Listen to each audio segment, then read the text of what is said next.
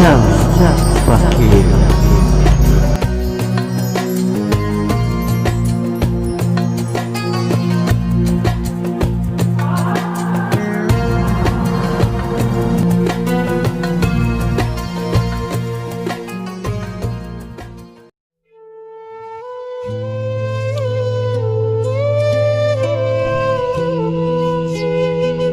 Assalamualaikum warahmatullahi wabarakatuh.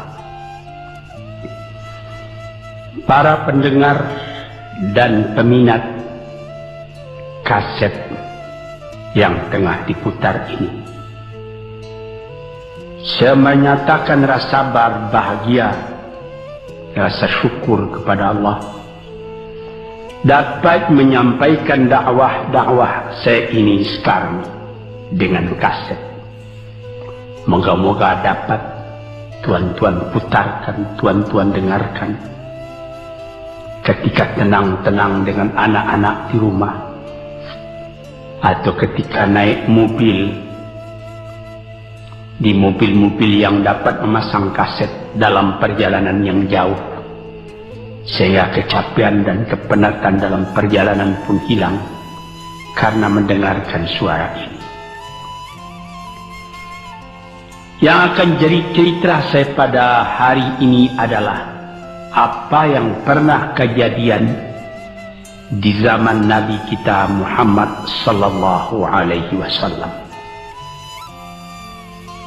Di dalam riwayat ada diceritakan bahwa pada suatu hari, kira-kira pukul 9 pagi sepenggalah matahari naik, Rasulullah sallallahu alaihi wasallam berjalan dari rumahnya, dari biliknya, menuju ke dalam masjid beliau yang mulia di Madinah. Ketika itu biasanya ada juga orang yang sembahyang di masjid, sembahyang sunat duha.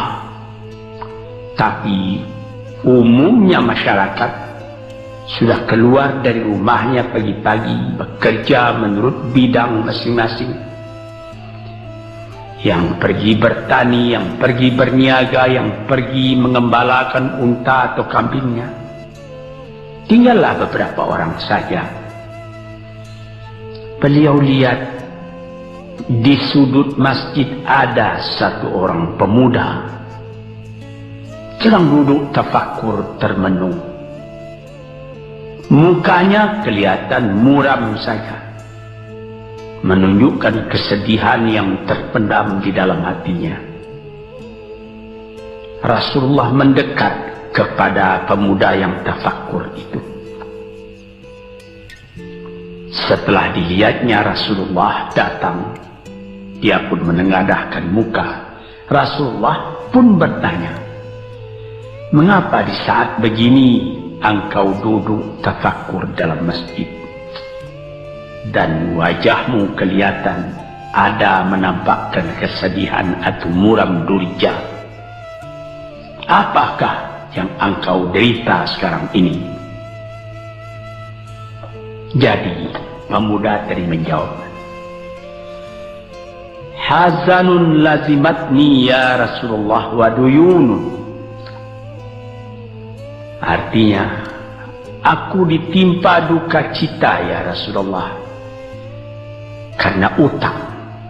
Rupanya orang ini berutang. Utang telah lama, janji sudah dekat, persediaan buat membayar belum ada. Itu yang saya menungkan di sini ya Rasulullah. Dengan senyum Rasulullah menjawab, "Sudikah engkau kalau aku ajarkan kepadamu suatu bacaan? Apabila bacaan ini, yaitu berupa doa, engkau baca pagi-pagi, dan nanti petang-petang pun engkau baca pula dengan hati khusyuk, insya Allah hutangmu itu akan terbayar." Tentu pemuda tadi dengan besar hati menjawab, tentu ya Rasulullah. Aku senang sekali kalau dapat engkau ajarkan kepadaku apakah doa itu. Lalu Rasulullah membacakan, mengajarkan kepada pemuda itu doa ini. Inilah yang akan saya bacakan pula, mudah-mudahan kita semuanya dapat pula mengambil bacaan ini menjadi bacaan kita. Kita baca pagi, kita baca petang. Apa bunyinya? Allahumma inni a'udzubika minal hammi wal hazani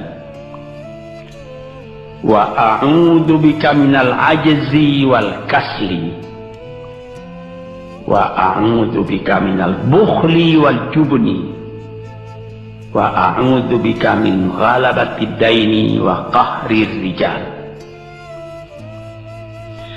Sebelum kita uraikan atau kita tafsirkan artinya satu demi satu, baik kita artikan secara keseluruhan lebih dulu. Artinya ialah, ya Tuhanku, aku berlindung kepada Engkau daripada ini. Lalu disebut 8 banyaknya. Yang pertama, aku berlindung kepada Engkau daripada duka cita, daripada kesusahan dan duka cita. Susah dan duka cita sudah 2. Dan aku berlindung kepada Engkau daripada malas, daripada lemah dan malas, jadi 4. Dan aku berlindung kepada Engkau daripada bakhil, berat mengeluarkan wang, dan daripada pengecut atau penakut, sudah 6. Dan aku berlindung kepada Engkau daripada pengaruh berutang dan daripada kekuasaan orang lain atas diri kita, sehingga kita tidak mempunyai kemerdekaan pribadi lagi. Inilah 8 yang diminta kepada Tuhan. Moga-moga kita jangan diserang oleh penyakit ini. Karena kalau ada ini penyakit yang 8 perkara, itu kita mempunyai pribadi yang lemah. Tidak mempunyai lagi personality yang dapat tegak. Padahal dalam didikan agama kita, tempat kita takut cuma satu, yaitu Allah. Yang lain tidak ada. Yang pertama, susah. Apabila orang telah susah, pikirannya pun sudah tertumbuk. Jalan untuk maju tidak ada lagi. Padahal dalam kehidupan itu, manusia tidak akan berjalan di atas jalan yang datar saja, yang bertaburkan kembang. Kehidupan itu mendaki, menurun, melereng, berenang, melalui ombak dan gelombang. Itu pasti dalam hidup. Apa yang disusahkan? Kusut, tak ada kusut yang tidak selesai. Keruh, tak ada keruh yang tidak jernih.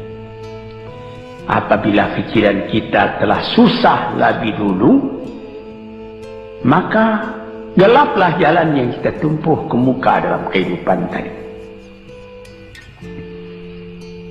Yang kedua, kita disuruh berlindung kepada Allah daripada duka cita. Yang menyebabkan orang duka cita itu memang banyak.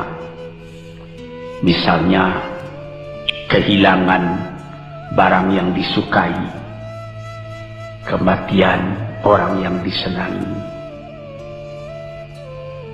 bahaya yang datang dengan tiba-tiba.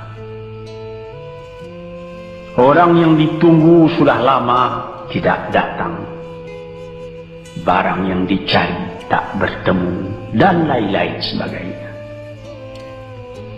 Lalu tumbuh hazan, duka cita. Kalau kesusahan menjadikan soal yang kita hadapi jadi kusut, kedukaan menyebabkan jalan yang kita tempuh jadi gelap. Nah, ini dua hal yang bisa menghambat, menjadi rintangan bagi manusia di dalam kehidupannya. Lalu yang ketiga, aku berlindung kepada Engkau ya Allah minal ajaz. Lemah. Lemah apa? Lemah pikiran. Tidak ada energi lagi. Tidak ada inisiatif lagi. Menyerah saja. Lemah. Belum dihadapi suatu soal, hati lebih dulu sudah lemah. Merasa itu soal terlalu besar. Padahal kalau dihadapi, tidak ada kusut yang tidak terselesaikan, tidak ada keruh yang tidak terjadikan. Yang lebih berbahaya lagi, yang keempat, apa? Malas. Kalau sudah malas, apa yang akan dikerjakan lagi? Kita duduk saja termenung-menung dalam kemalasan, lalu angan-angan banyak, cita-cita mati. Angan-angan hendak terbang, padahal sayap tidak ada. Angan-angan hendak mempunyai ini, hendak mempunyai itu, hendak mempunyai Mercedes-Benz, hendak mempunyai rumah besar, tapi ikhtiar tidak ada. Sebab itu ada pepatah dari orang tua-tua kita di zaman dulu, dikatakannya, mati, ini di zaman penjajahan dulu nih, mati Belanda karena pangkat katanya, mati Cina karena kaya katanya, mati Keling karena makanan katanya, mati Melayu atau Indonesia karena angan-angan. Ini dia, angan-angan, karena malas saja, berangan-angan, tapi malas. Jadi tidak jadi. Dan itu membentuk juga kepada diri kita. Orang pemalas itu jalannya lunglai saja, matanya muram saja, tak jauh dia memandang. Nah, ini penyakit. Itu 4 penyakit. Lantas dikatakannya lagi yang nomor 5 dan nomor 6, wa a'udzubika minal bukhli wal jubni, dan aku berlindung kepada Engkau daripada bakhil dan pengecut. Ini lebih berbahaya lagi. Dikumpul-kumpulnya harta banyak-banyak, maksudnya tadi hendak menguasai harta itu. Lama-lama dengan tidak disadarinya, harta itulah yang menguasai dia. Dia menjadi bakhil. Siang malam tidak ada kesenangan, cuma sibuk cari uang, cari uang, cari uang. Kemudian simpan banyak-banyak. Gunanya ya cuma mengumpul itu saja.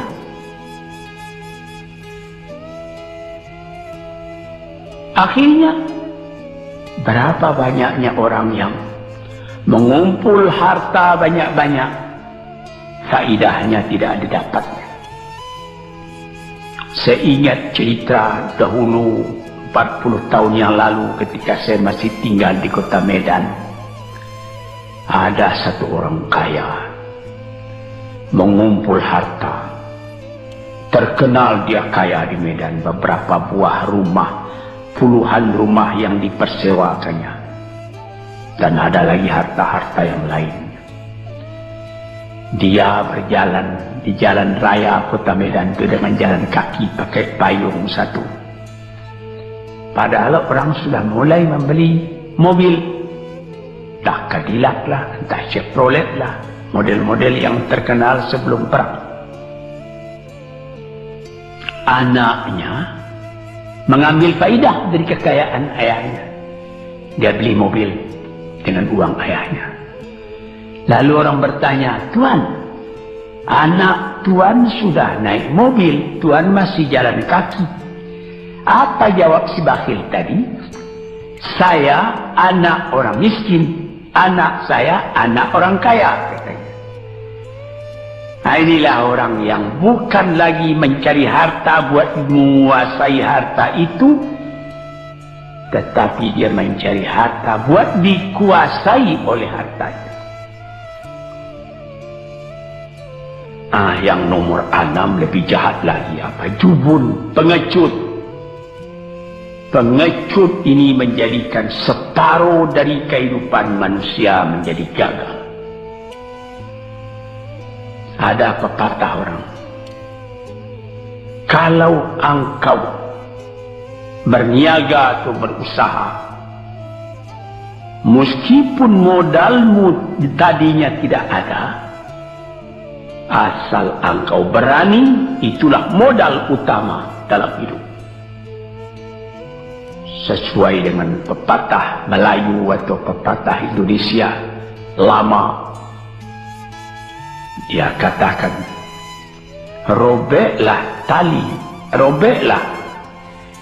putuslah tali layang-layang, robek kertas tentang bingkai.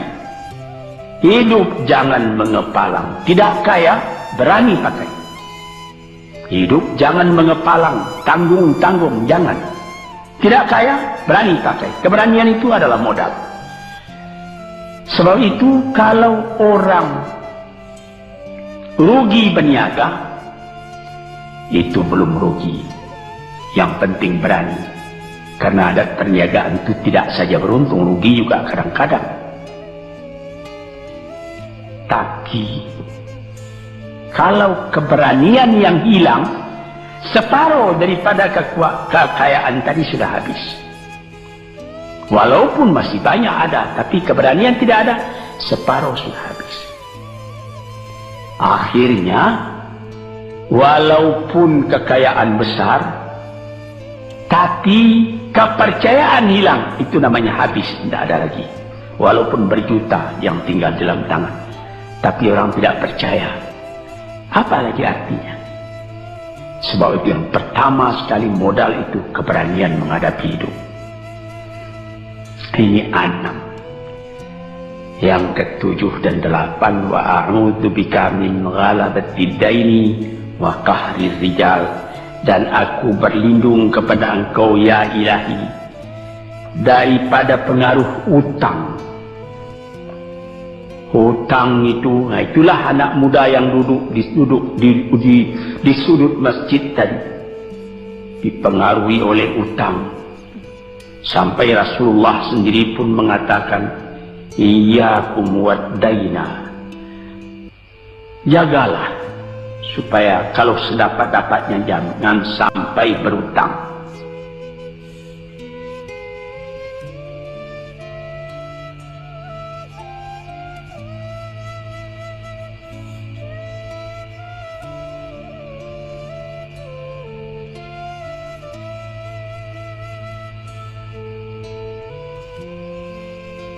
Bisa juga berutang kalau keberanian tidak ada, dan berani itu membuka jalan buat mencari bayarnya.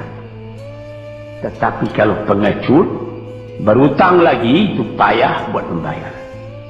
Sebab itu Nabi mengatakan, iyyakum wad-daina, saya akan sedapat-dapatnya elakkanlah supaya jangan berutang. Fa innahu hammun bil laili wa mazallatun fin nahari. Hutang itu susah pada malam hari, mata tidak mau tidur.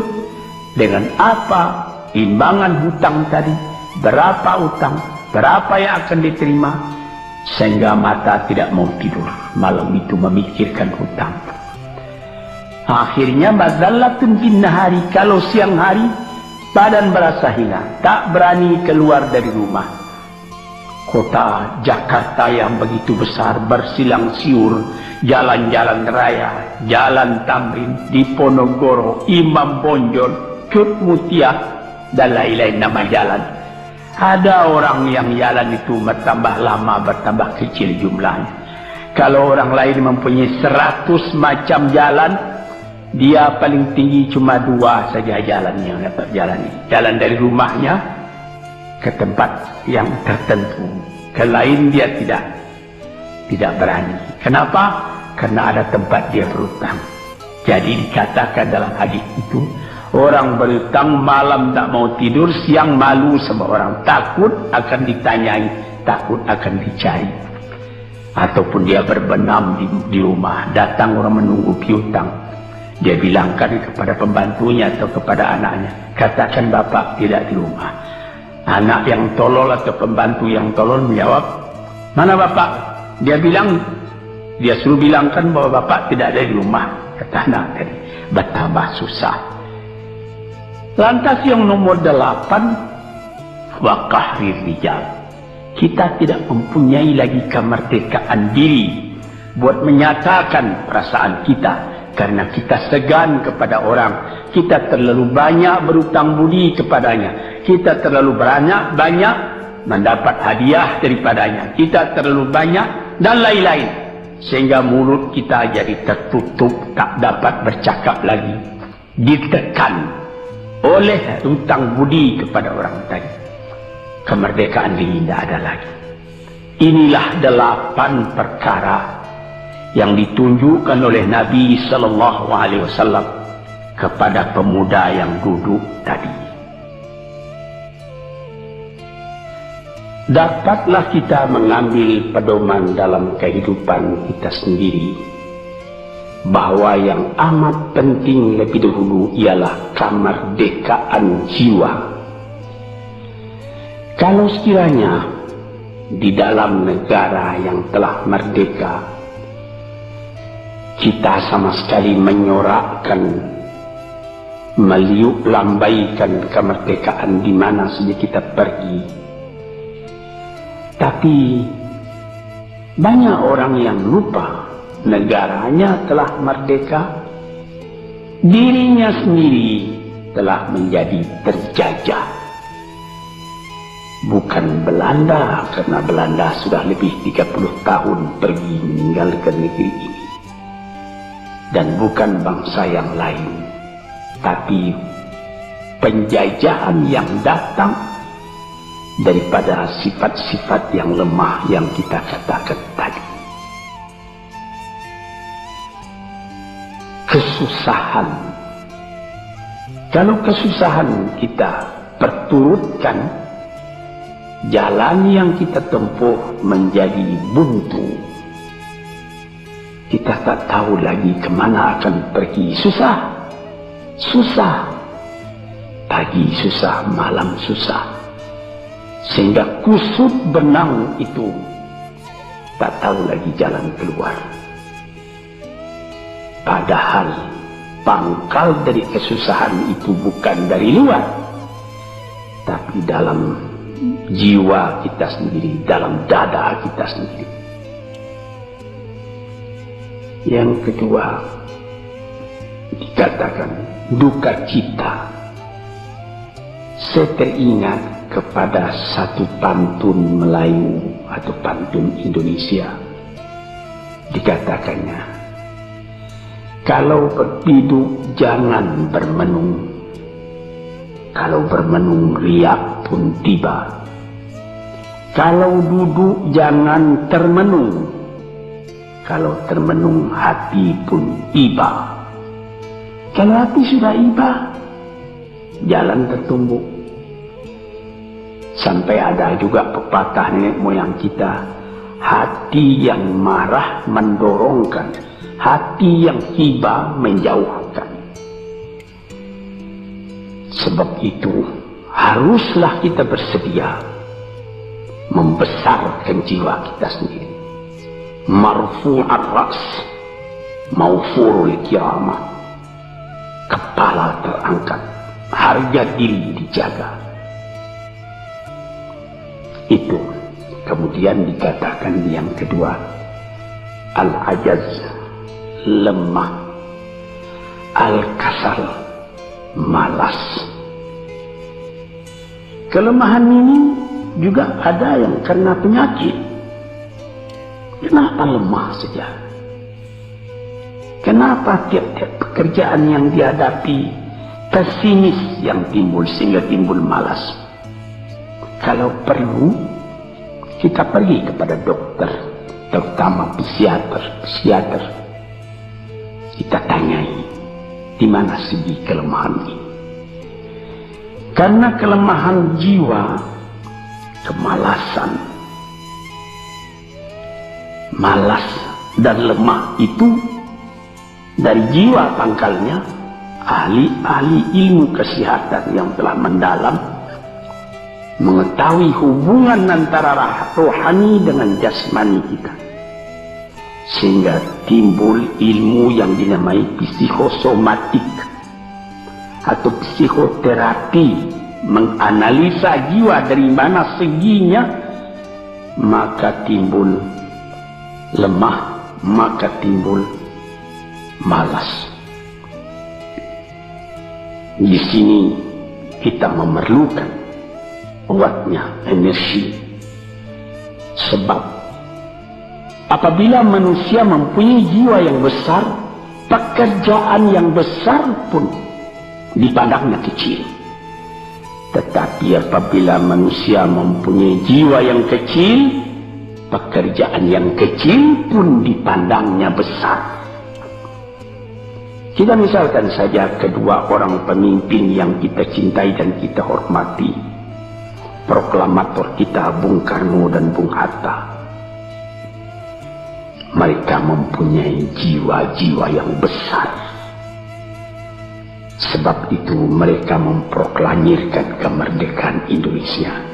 Indonesia yang besar yang terjadi daripada puluhan ribu pulau, dengan 45 kata perkataan, 45 patah perkataan. Dengan ini kami menyatakan kemerdekaan Indonesia. Tapi kalau beliau misalnya orang yang berjiwa kecil, dia akan bertanya, bagaimana bisa Indonesia merdeka? Kita sudah miskin, melarat, dulu dijajah Belanda, kemudian ditekan Jepang. Kapan? Dia mengkaji itu pekerjaan yang detail-detail, yang kecil-kecil, dia anggap itu besar. Ini misalnya. Maka orang-orang yang ajaz, yang lemah, atau yang kasar, yang pengecut, yang pemalas, tidak dapat mengerjakan pekerjaan yang besar-besar. Nah, kemudian yang kelima dan keenam, wa a'udzubika minal bukhli, aku berlindung kepada engkau daripada bakhil, menerima mau banyak-banyak, mengeluarkan paling sedikit. Dia anggap, sebagaimana saya katakan tadinya dia menguasai harta, akhirnya dengan tidak disadarinya dia yang dikuasai oleh harta. Akhirnya orang yang begini kerjanya cuma mengumpul-ngumpul harta saja. Kumpulkan harta banyak-banyak, kemudian Tuhan memanggilnya kembali ke akhirat, mati, tidak ada harta tadi yang dibawanya. Tinggal menjadi perselisihan di antara anak dan cucu. Di hari-hari yang pertama, anak tadi menangis. Ayahnya telah mati. Tapi di hari yang kedua dan ketiga, dia tidak menangis lagi. Dia berpikir, di mana kunci ditaruh ayah? Di mana simpanan ayah? Berapa peninggalan ayah? Lalu dia berkelahi. Anak tadi. Nah ini, karena si ayah tadi bukhul, bakhil, nikmatnya orang lain yang merasai, dia sendiri sengsara diperintah oleh hartanya itu. Apatah lagi yang keenam, jubun pengecut. Dia berjalan siang, dia berjalan malam hari. Kelihatannya olehnya pohon kayu bergerak-gerak. Disangkanya itu hantu. Dia lari terus, bertambah lari, bertambah takut. Akhirnya dia pingsan karena sudah lari itu. Ini tidak ada apa-apa oleh orang yang berani. Ini orang yang gagal di dalam perjalanan hidupnya. Karena penakutnya, karena pengejutnya itu.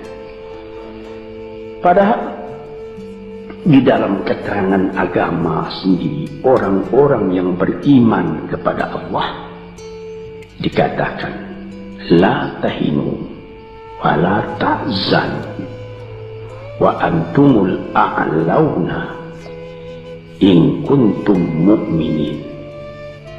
Jangan engkau merasa lemah, jangan engkau merasa duka cita, jangan engkau merasa pengecut. Engkau tinggi kalau engkau beriman kepada Allah Subhanahu wa Ta'ala. Dengan iman kepada Allah Ta'ala itu kita melihat alam dalam keindahannya, dalam kekecilannya. Yang besar cuma Allah. Kita tidak takut karena tidak ada satu bahaya yang akan menimpa kepada diri kita kalau tidak Tuhan yang menentukan. Ini pokok tuan-tuan para pendengar kaset yang saya muliakan. Kemudian di nomor 7 dikatakan kita berlindung kepada Allah daripada pengaruh hutang. Alangkah kecilnya jiwa orang apabila dia telah berutang kepada orang lain. Dibikin janji tanggal sekian akan dibayar, tanggalnya sudah dekat, persediaan belum ada, lalu timbul kecil jiwa sekali lagi.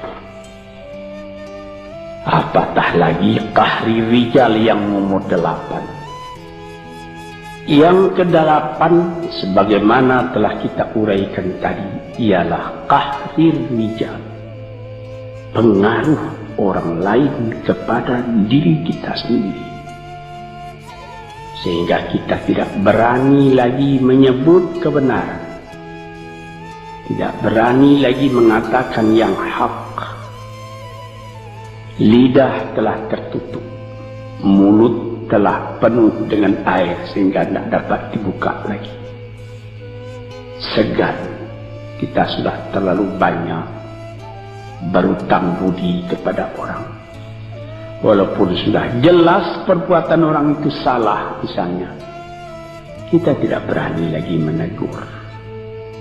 Dengan demikian timbullah di dalam masyarakat apa yang disebut dalam bahasa Arab munafik, yaitu lain di mulut, lain di hati. Hati mengatakan perbuatan orang ini salah, tapi mulut mengatakan, bagaimana pikiran saya, bagaimana pendapat Tuhan sekarang tentang perbuatan saya ini. Baik Bapak, ini bagus Bapak, itu sudah betul Bapak. Padahal tidak. Ini kecelakaan yang nomor 8.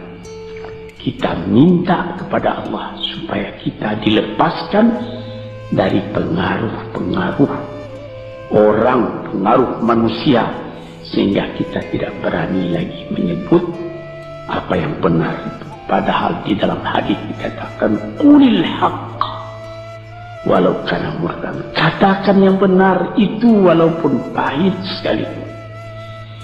Ini murah menyebutnya, tetapi kalau jiwa sudah tertekan tidak berani menyebutnya lagi. Para pengikut kaset yang tercinta, itulah 8 perkara diperingatkan, dituliskan, diajarkan, disuruh hafal oleh Nabi kepada pemuda yang beliau dapati dan menunduk seorang diri tadi. Dengan patuh dia turuti kehendak Nabi, dia baca itu tiap pagi, dia baca itu tiap sore, dia pahamkan apa isinya. Lalu timbul energi baru dalam dirinya, semangat yang baru. Langit pun kelihatan cerah, bintang pun kelihatan berkelap-kelip, matahari pun kelihatan bercahaya, dan dia sudah melihat kehidupan ini dengan mata yang terang. Kemudian dia bertemu dengan Nabi. Ya Rasulullah, saya mengucapkan terima kasih. Penyakit-penyakit tak ada pada saya lagi. Utang saya sudah terbayar. Dan saya akan memulai hidup yang baru. Inilah jawab dari pemuda tadi. Dan inilah jadi pedoman pula bagi kita kaum muslimin. Kalau kita terjadi pada diri kita beberapa hal, salah satu dari yang 8 perkara itu, baca doa ini pagi, baca doa ini petang, lalu berusaha. Jangan cuma berdoa, berusaha, berdoa dan berusaha. Allah akan membukakan kepada kita pintu rahmatnya, memberikan nikmatnya yang berlipat ganda, sehingga segala sesuatu yang di kiri kanan kita menjadi kekayaan, menjadi inspirasi buat maju ke depan di dalam kehidupan ini.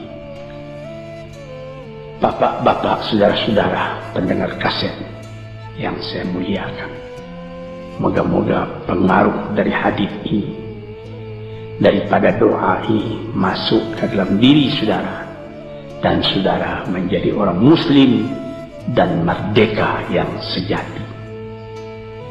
Sekianlah pandangan saya, moga-moga ada manfaatnya bagi para pendengar dan peminat kaset yang tercinta. Assalamualaikum warahmatullahi wabarakatuh.